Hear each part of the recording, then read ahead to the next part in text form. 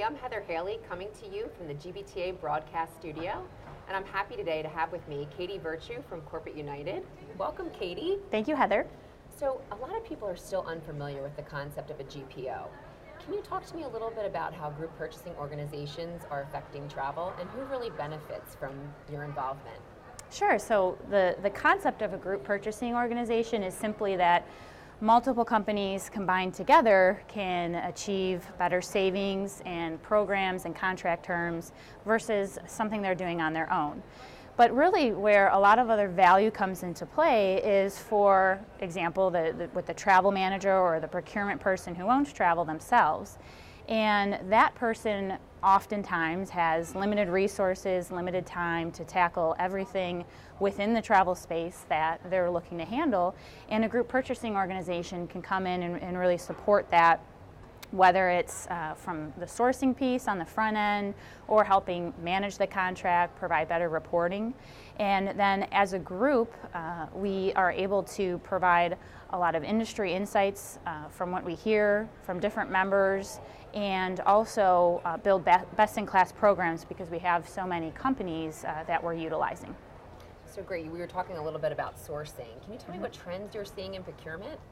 Sure. So procurement has really come a long way in the last 20 years from where they've been seen as more of a purchasing arm and solely focused on get me the best price, and focus on just that purchasing aspect.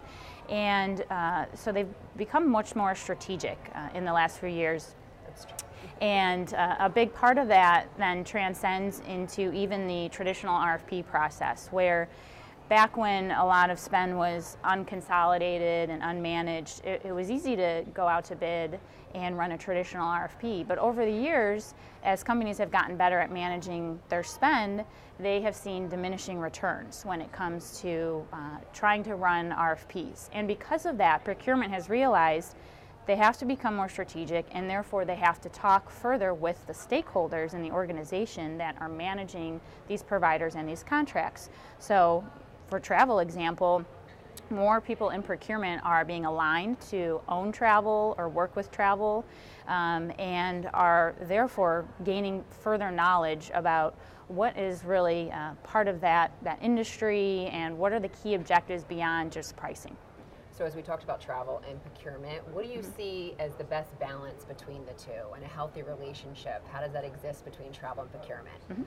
Well, from an easy standpoint, like any healthy relationship, there's got to be a willingness on both sides to want to invest the time and the resources to build some type of relationship. And both sides really need to let go of past perceptions of who is good at what, and realize that most of the time they have shared objectives, whether it's cost savings or something else, but that they're both really trying to do what's best for the organization and for the people that are using the contracts, in this case the travelers. And I think once they realize that, they'll be amazed at what they both bring to the table and can then help each other in achieving success.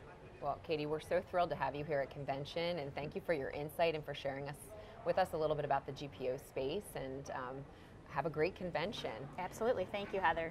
From the GBTA studio, I'm Heather Haley.